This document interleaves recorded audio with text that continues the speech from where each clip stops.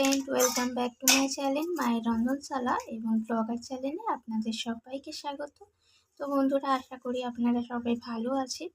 তো আমি প্রতিদিনের মতো আবারও আজকে একটা রেসিপি নিয়ে এখানে চলে এলাম। আজকে আমি বানাবো নিরামিষ ফুলকপি আর সয়াবিনের রেসিপি। তো বন্ধুরা, ফুলকপি আর সয়াবিনের রেসিপি যদি আপনাদের অনেকেরই খেতে যদি পছন্দ না হয়, তো আমি যে পদ্ধতিতে বানাবো সেই পদ্ধতিতে যদি একবার বানিয়ে খেয়ে দেখেন, কিন্তু এই একটা রেসিপি দিয়েই আপনার সবটা ভাত একবারেই একদম খেয়ে ফেলবেন। তো তার জন্য দেখুন, আমি সয়াবিন আর ফুলকপি বানানোর জন্য এখানে আমি সয়াবিন নিয়ে নিয়েছি। তো এটা আমার কিন্তু নিউটেলা প্যাকেটের সয়াবিন। তো আমি এই সয়াবিনটাকে নিয়ে ভালো করে সয়াবিনটাকে সিদ্ধ করে নিয়েছি। আর এখানে আমি আলু কেটে নিয়েছি। তো আলুটাকেও আমি একটু ভাপিয়ে নিয়েছি, আলুটাকে এইরকম সাইজ করে কেটেছি। আর তার সাথে দেখুন, এখানে ফুলকপিগুলো নিয়েছি, ফুলকপিগুলো এইভাবে সাইজ করে কেটে নিয়েছি। আর এখানে নিয়েছি কিছুটা ধনিয়া পাতা, আর এখানে নিয়েছি দুটো তেজপাতা। তো এর জন্য আমি মশলা বানিয়ে নেব। এখানে দেখুন, আমি এই মশলাটাকে পেস্ট করে নেব তরকারিটা বানানোর জন্য। এখানে হচ্ছে 1 চামচ গোটা জিরে, আর এখানে একটা বড় সাইজের টমেটো নিয়েছি, আর এখানে 1.5 ইঞ্চির মতো আদাকে ছোট টুকরো করে কেটে নিয়েছি। আর ঝালটা অবশ্যই আপনাদের স্বাদ অনুযায়ী নিয়ে নেবেন। তো আমি এখানে আমার স্বাদ অনুযায়ী ঝালের সেই অনুযায়ী এখানে আমি কাঁচা লঙ্কা নিয়েছি। আর সয়াবিন আর ফুলকপির রেসিপির জন্য একটা সিক্রেট উপকরণ বানাবো, সিক্রেট মশলা। তো সেই মশলাটাও আপনাদের সাথে শেয়ার করি, চলুন। আর এখানে দেখুন, সিক্রেট মশলাটার জন্য আমি নিয়েছি 1 চামচের মতো পোস্ত।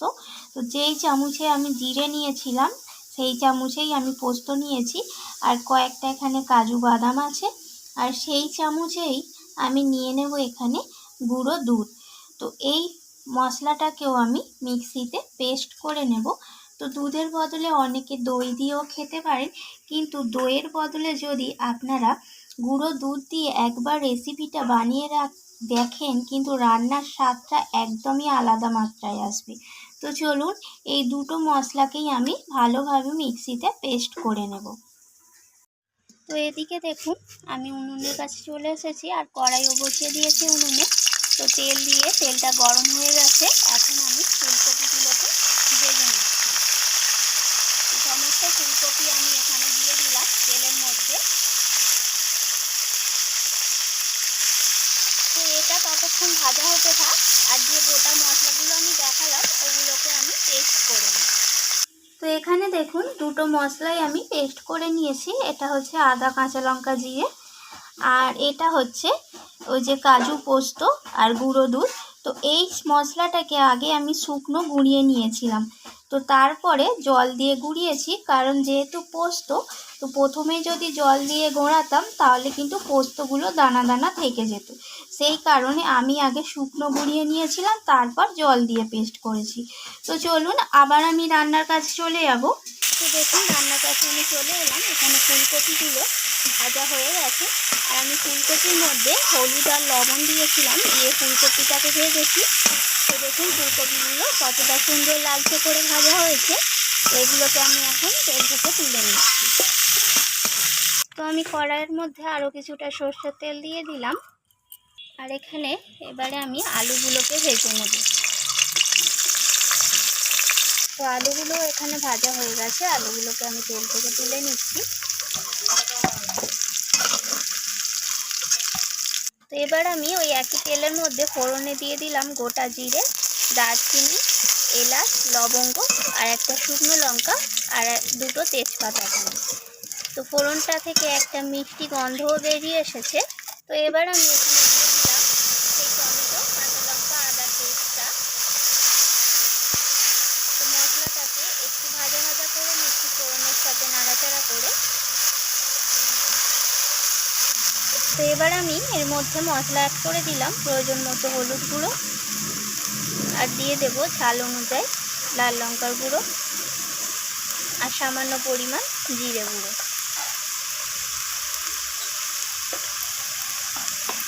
তো সমস্ত কিছু মশলা আবারও কষিয়ে নিচ্ছি। তো এবার আমি মশলার মধ্যে সিদ্ধ করে রাখা সয়াবিনগুলো দিয়ে দিলাম।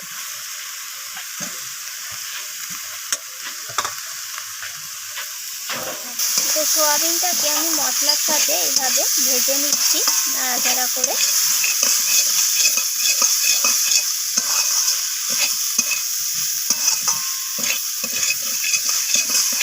স্বাদ মতো লবণ দিয়ে দিলাম।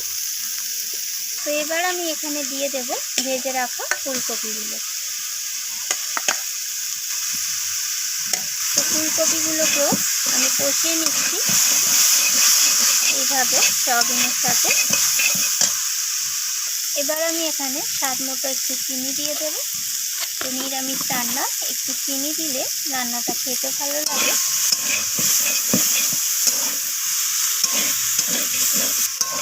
আর দিয়ে দিলাম দুটো কাঁচা লঙ্কা। তো কাঁচা লঙ্কার ফ্লেভারটা তরকারির মধ্যে কিন্তু দারুণ লাগবে। এবার আমি এখানে দিয়ে দেব সেই সিক্রেট মশলাটা, পোস্ত, কাজু আর গুঁড়ো দুধে। তো এই মশলাটাকেও আমি কষিয়ে নিচ্ছি। আর খেয়াল রাখতে হবে মশলাটা যাতে ধরে না যায়, যেহেতু এখানে দুধ আর কাজু বাদাম আছে। এবার আমি এর মধ্যে দিয়ে দিলাম ভেজে রাখা আলুগুলো।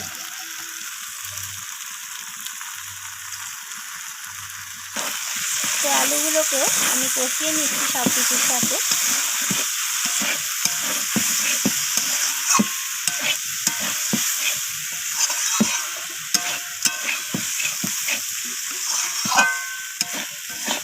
তো এবার আমি এখানে একটু কাশ্মীরি লঙ্কার গুঁড়ো দিয়ে দিলাম রং হওয়ার জন্য। তো আবারও নাড়াচাড়া করে নিচ্ছি। আর দিয়ে দেবো এখানে কিছুটা কেটে রাখা ধনিয়া পাতা। তো ধনিয়া পাতাটা দিয়ে আমি আবারও নাড়াচাড়া করে নিচ্ছি।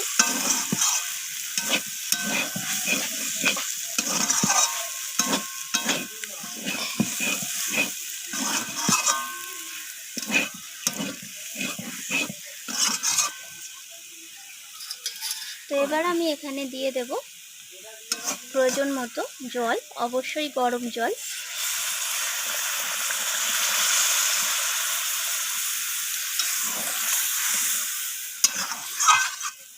তো যতটা গ্রেভির প্রয়োজন সেই অনুযায়ী জলটা আপনারাও দিয়ে দেবেন।